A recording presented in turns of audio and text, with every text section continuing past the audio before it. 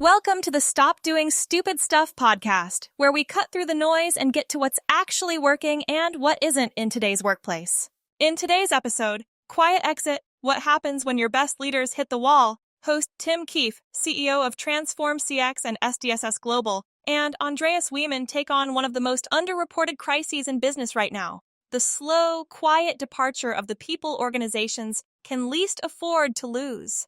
The reference is a Forbes Coaches Council article by Bronwen Sciortino, published April 2026. The premise is deceptively simple. High performers aren't burning out and collapsing. They're burning out and leaving, quietly, strategically, often before anyone notices they're gone. Tim and Andreas dig into what's driving it. Massive layoff announcements. Oracle just dropped 30,000 that throw entire organizations into panic mode. Not just for the people let go, but for everyone who stays. Leaders and managers who are still being held to the same KPIs while the ground shifts beneath them. The constant pressure to firefight instead of coach. And the resilience trap. The expectation, often coming from senior leaders who built their reputations in a very different environment, that strong people should just absorb the pressure and perform. The problem is, what counted as resilience 5 years ago doesn't map to what leaders are being asked to carry today. If you manage people, lead a team, or have ever watched someone exceptional walk out the door and wondered what you missed, this episode is for you. It's a direct conversation about what organizations are getting wrong right now and what the path forward actually looks like. Let's get into it. Hey everybody, welcome to the world-famous Stop Doing Stupid Stuff podcast. I'm here with Mr. co-cellmate, co-conspirator Tim Keefe. Tim, what kind of trouble are we getting? What kind of article are we covering today? Hey, Andreas. Yeah, sorry for the cough this morning, but yeah, trouble, maybe not. I don't know. Happy Easter to everybody out there who's observing. The article I wanted to talk about is, I think it resonates with a theme that we've had for the last couple of years now that we've been doing the podcast around how do people deal with work. And this is an article by Bronwen Sciortino, and I apologize if I mispronounce the name. He's a Forbes Council's member, written for Forbes Coaches Council. This was published on April 2nd, 2026. He's an author and simplicity expert teaching easy ways to tailor-make healthy, happy, and highly successful lives. And what was interesting about this article, this is specifically talking about leaders in organizations. And, again, I think this is both, I think mid-level managers, in other words, people whose primary responsibility is to coach and engage and get other people excited to do something. Classic coach, right? And we use the sports analogy. The coach is not on the field playing. The coach is doing all the work before the game, after the game, to make sure that the team works together to achieve the expected outcome, which is a win in sports, but in business, it could be delivering a product. It could be delivering services. It could be in government, many, many things, but it's a similar thing. So I'll take that as my little definition of a leader for the purpose of this conversation. And what they're talking about is just the fact that as companies, are doing these huge layoffs, Oracle just announced 30,000 layoffs this week, and the impact that puts on an organization when you announce a layoff. First off, nobody knows who's impacted right away. So everybody goes into panic mode. And then the leaders, the managers, are still being held accountable for the same KPIs and the same outcomes. Meanwhile, the whole organization is in turmoil. And that'll last for months while, people are let go. Other people are trying to figure out what work has to still be done. And of course, the big argument right now is AI is going to replace all these people, or AI has already replaced all these people, and these people are redundant. Don't know. But the point is that what's the impact on the leaders when this is happening?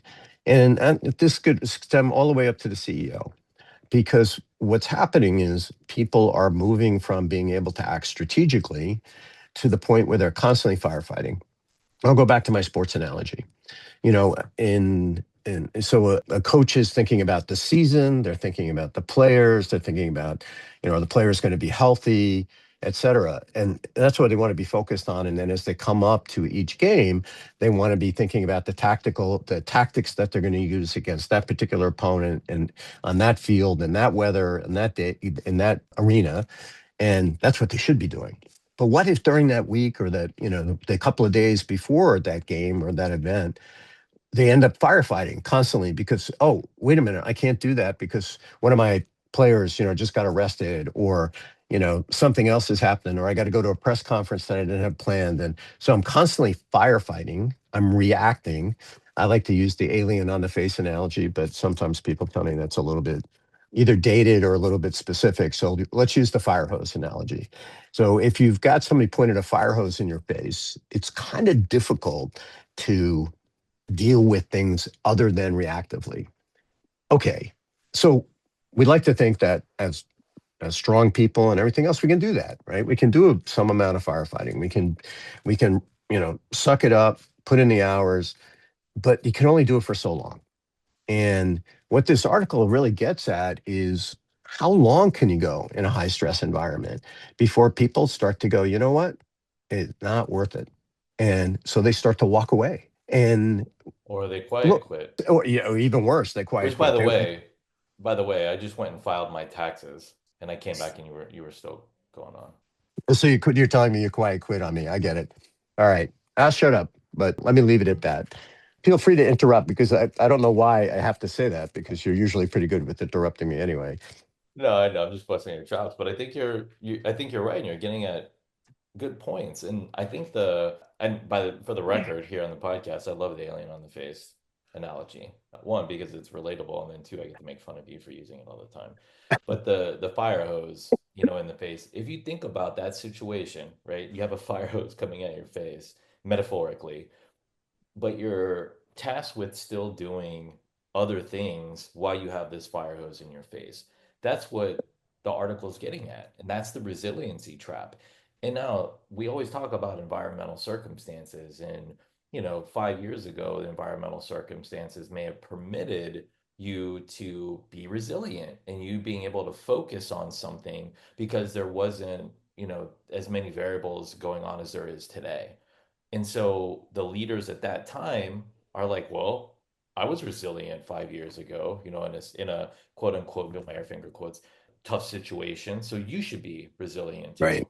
And I'm like, well, if you want to, let's talk about what's going on in the world today. There's a lot more going on today than there was 5 years ago. So let's talk about that, how it's more difficult. Like if you want to get down to the actual mathematics of it. And I just don't think that there's so much change going on and it's all over the globe. I don't think leaders are holding a safety blanket, right? And they're going back to old school decision making that worked when they were, what they feel mentally in that same position. And they're saying, well, if I did that, you should be able to do that. But they're not, it's not an apples to apples comparison to what's going on right now. So the facade is you're not being resilient. Or what people are doing, and I think the article is getting at this, they're acting like they're resilient. And the second Hmm. the second part starts talking about that, and you're putting on a facade. Okay, well, we were virtual forever. Now we have this return to office. Okay, well, I'm not happy about it, but whatever. I'm here. You're telling me I gotta go, and I gotta go manage people. All right. So everybody goes into the office. They're all super happy about it, right? Not. They're all probably disgruntled, or most of them are disgruntled. So now you have to deal with that. That is a different environmental circumstance than there was 5 years ago. Back to my example, right? So now you're having to deal with people that are more frustrated than typical than before. So how can they be the same level of productivity that we experienced 5 years ago today, but now they're in a place where they're not as happy? Just that one small little thread, if you pull that, you can look at, okay, well, are they getting talked to for being present? Well, yeah, the only thing that we track in this return to office initiative is badging in and badging out. Well, Oh, okay. Well, that's not very smart, but okay, that's the way that a lot of companies are doing it, are writing software that tracks that and reports on that. That's what they're spending their money on, right? The people are not in focus. Why am I having this individual come in? well, Why am I having this group coming in? How am I engaging with them to understand how they feel and how this is impacting them? All of those are variables that impact productivity. And I don't want to say I'm mechanical about this, but the end of the day, everybody's looking at productivity and how much. well, And your sports analogy is perfect. Sorry, I just want to say this one last thing.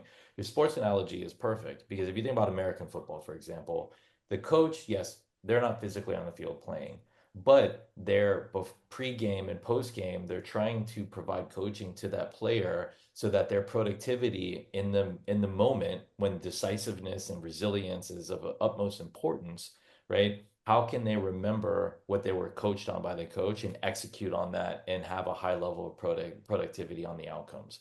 It's the same thing whether you're playing football or you're playing, you're doing your job at work. It's the same exact Well, concept. and I think one of the key things in there is to kind of get at there is one, for a coach to be able to coach, there has to be communication with the player. So let's extend that into the office, right? So, okay, let's say we've successfully had a return to office and we use our software and our badging technology and everything else, and we got 100% attendance, 40 hours a week in the office. Great. So how are those people doing? What's going on with those people in their heads? Are they feeling engaged? Are they excited to be there? Are they doing the things that we think come from everybody being in the office, right? We hear about, oh, that creates collaboration and better thinking and go, oh, that should be awesome, right? I should walk into the office and people should be, either, well, I'm There going to should the buzz. well, you there's a buzz in the room, right? Like we've been Yeah. there, and you walk around, and there's huddles of people in a corner with a whiteboard or whatever. They're going, "Wow, what about this? Have we thought about this?" And but there was a big thing in the '80s. Now I'm not really dating myself, but it was management by walking around. And the concept was, as a manager, you could sit in your corner office and you could wait for stuff to come in the door, or you could go out and engage with people. Cool. And so think about that, right? You're the boss, blah, blah, blah, and maybe I actually know who this person is, or maybe not. And I just go up to him and hey, Andreas, how's it going today? And you look at me and you go, I don't really want to engage with this guy. So I'm going to tell him what he wants to hear so he'll go away. And you'll say, I'm doing great. I'm awesome. I'm really happy to be here. That hour and a half commute in the morning gives me so much time to be away from my family and to think about work and get reset, in between stopping for gas twice and having to deal with the Bay Bridge and all the rest of that stuff. It was wonderful. So here I am. And meanwhile, you're looking at your stock or managing your portfolio, or you're looking at Zillow and going, wow, those homes look really nice, or whatever it is we do to fill up the time.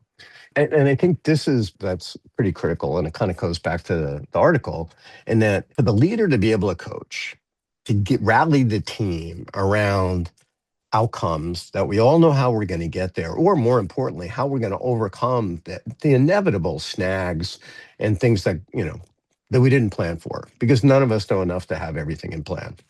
Okay, so if I don't have communication, how do I know? Right? Who do I know who my strong players are? Who's going to be able to step up? Who are the people that react better to, surprises versus other people who can't? Right? And this is, a little bit of product offering here, but this is a big thing about what we're doing with our human experience operating system, which is, first off, who are the players on your team? What are their strengths and weaknesses so that can know how to coach them appropriately? So that's our personality IQ. And then we have balance wise IQ, which is, how are they feeling in the moment? Like if they're down in the dumps and they're pissed off and they're not happy, wow, they're not going to be engaged to get stuff done. Or are they feeling like, yeah, I came in, I got a couple of days off. I was on vacation. I had a great Easter weekend with my family. I'm ready to, I'm really excited about this new client, or I'm excited about this new product, or, hey, it's springtime. Let's, kind of do a refresh on what do we need to be thinking about, Okay, but if I'm don't have access to that information, what do I know? And people go, that's the benefit of bringing people back into the office. And again, I could see that, right? I'm willing to accept that as a reasonable argument. But if it's not a structured way of, engaging, are you just relying on the fact that this leader, man or woman, is going to have the skills to unravel this knot of, and it's not, think about the spans of control. They went from, depending on the type of job, anywhere from 7 to 25 people was kind of like, I would say, a normal first level manager span of control, to 2, 3, 4 times that now. And so I've got more people, and many of these people struggle with communication skills. So they're not going to respond to the casual, hey, how's it going? Well, and it's How a was the mix. weekend? It's mixed too. Exactly. It's not just all brick and mortar. They may have 50% brick and mortar and then the other half, a virtual. And the other thing too, just two more points, exactly what you're saying. If you think about when we virtualized during the pandemic, the training wasn't very good. And like, look, admittedly, people didn't have time to figure it out, but they didn't figure it out even a year, 2 years in, right? When people were still virtualized. And so it just compounded the problem. And then you have a whole new generation entering the workforce at that time who all they know is virtualization. It is completely foreign to be brick and mortar and physical presence there with them. Then the teachers, the coaches, I should say, right? That should be the managers that the organizations are joining post graduation. They weren't trained how to interact with that generation being natively digital first. So they're applying walking by managing by walking around methods in a physical space, and they're trying to recreate that virtually and did not do a good job of that. Just looking at financials, I would say, right? And so now all of that is compounding back, all of that is coming together where you have these various generations and different workers who are being led by leaders who were leaders of a different like era. I don't want to sound like it from a numerical, standpoint or at a That's okay timeline though. standpoint. I mean that from a different era of the variables that we're facing right now. Not one person alive has faced all of the different variables that we're facing right now. There's too many variables and the weightings are spread out of those variables tremendously. And that's good if you look at it as an opportunistic way of saying, yes, we get to influence this now, right? Because the old world's a little bit harder to penetrate to drive true change agents and influence. Now the time is there, but you've got these situations where people are like, well, we're not going to virtualize anymore. We think, 20 years ago, we were doing way better. So everybody come back to the office. And it's just magically going to work out. As long as I track your badging in and out, everything magically is going to work out. And then your CFO walks in and says, all right, well, here's our last quarterly. This is my CFO impression, by the way. Hey, I walked in with a last quarterly performance and yeah, we're not doing well. And they're like, well, I don't understand. We brought everybody back to the office and it worked, in 2018. Why is it not working out? That's literally what's going on right now. Maybe not that exact scenario and verbatim, but that's what's going on right now. And people, they need to recognize it. And I think that's where, again, the article by Bronwen, at the very end of it, he puts, I think, are really, really good points of looking at resilience and what is the new, like, quote unquote, baselining for resilience. And he calls it from resilience to regulation. And he gives you 4 points to look at that I think build upon a great foundation to help stem some of the symptoms that we're seeing today, regardless of who we work with and all over the world. We have the pleasure of working with people all over the world. Everybody's kind of having the same problem. It's different circumstances driving it, but they're kind of having the same problem. So Bronwyn, I think, gives great advice at the end of his article. He sets up the context in the article really well, but gives you some great advice to help fix what I think is a root cause of it. Agreed. Agreed. Good article. Great conversation. Really appreciate the time this morning, Andreas. So for our listeners out there, thanks for paying attention. We enjoy your attention, and thanks for being there. And remember, as Andreas always likes to say at the end, Stop doing stupid stuff. there you go. All right. Thanks, everybody. Thanks, everybody. Thanks, Tim.